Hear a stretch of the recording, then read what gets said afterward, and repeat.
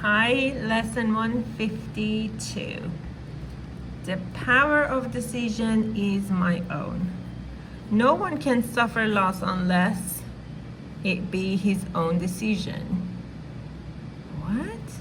No one can suffer loss unless it be his own decision.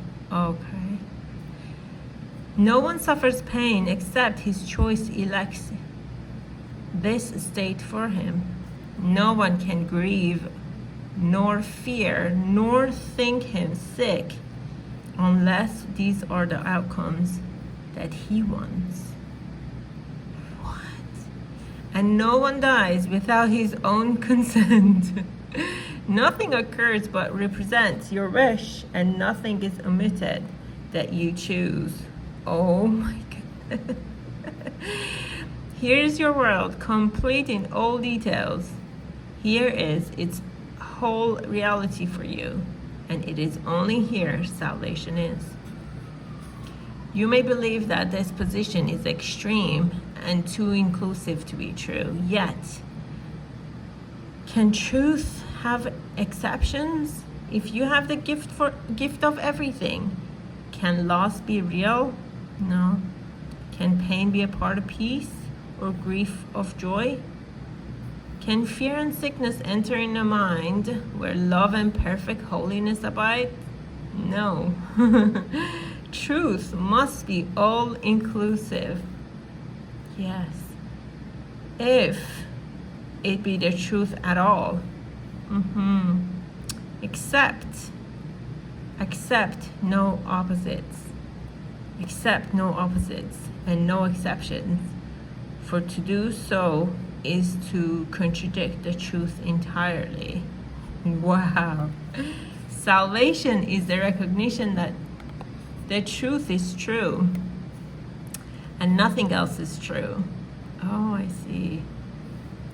This you have heard before, but may not yet accept both parts of it. Without the first, the second has no meaning. Well, without the second, is the first no longer true?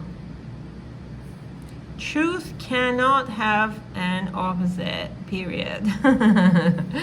Truth cannot have an opposite. This cannot be too often said and thought about. For if what is not true is true, as well as what is true, then part of truth is false. And truth has lost its meaning. Nothing but the truth is true. And what is false is false. This is so amazing.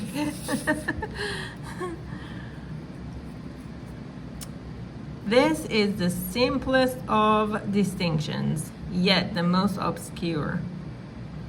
But not because it is difficult distinction to perceive, it is concealed behind a vast array of choices that do not appear to be entirely your own. That's true. And thus, the truth appears to have some aspects that belie consistency, but do not seem to be but contradictions introduced by you. As God created you, you must remain unchangeable. With transitory states by definition false. And that includes all shifts in feeling, alterations in conditions of the body and of the mind. In all awareness and in all response. This is the all-inclusiveness which sets the truth apart from falsehood, and the false kept separate from the truth as what it is. Is it not strange that you believe to think you made the world you see is arrogance? God made it not. Of this you can be sure. What can he know of the ephemeral and sinful and the sinful and the guilty, the afraid, the suffering and lonely? and the mind that lives within a body that must die. You but accuse him of insanity to think he made a world where such things seem to have reality. He is not mad, yet only madness makes a world like this. This is fascinating. To think that God made chaos contradicts his will, invented opposite to truth, and suffers death to triumph over life. All this is arrogance. Humility would see at once these things are not of him. And can you see that what God created not? To think you can is merely to believe you can perceive what God willed not to be. And what could be more arrogant than this?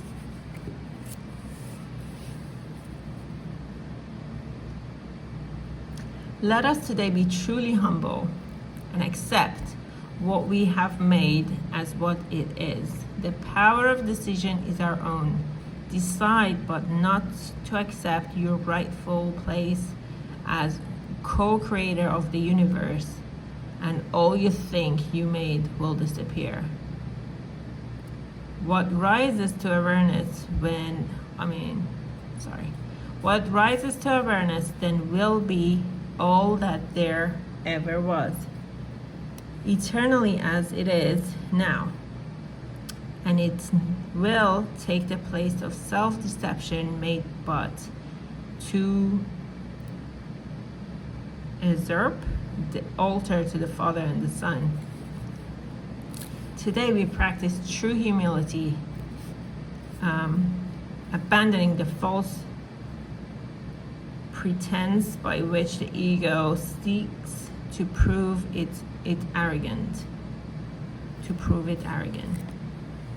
Only the ego can be arrogant, but truth is humble in acknowledging its mightiness, its changelessness, and its eternal wholeness, all encompassing God's perfect gift to his beloved Son.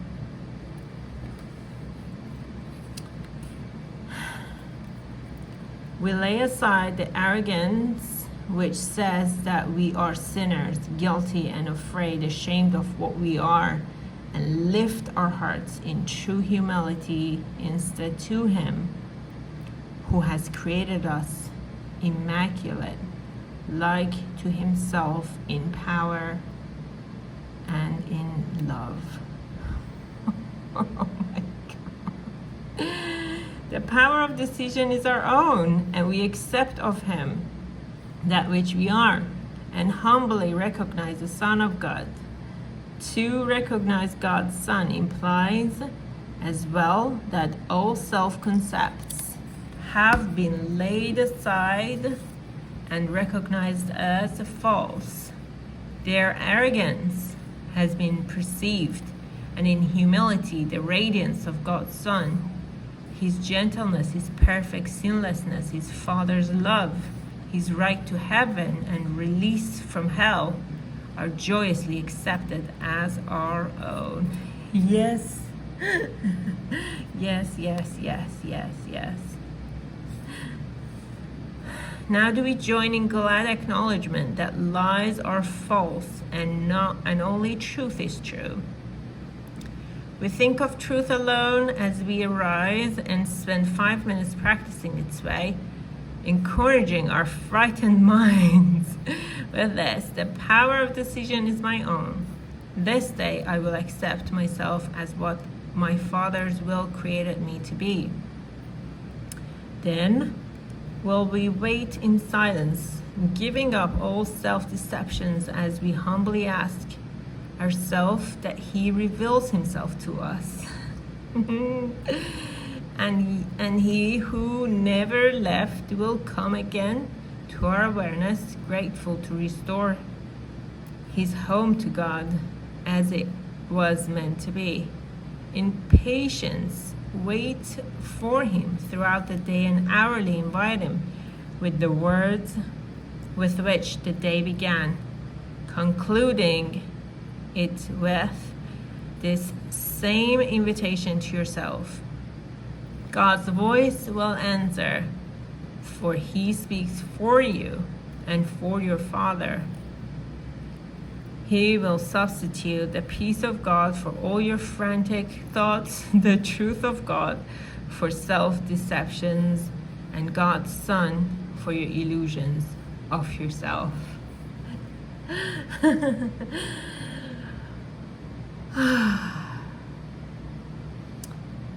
Amazing. Good luck with the practices, and I'll see you tomorrow. Bye.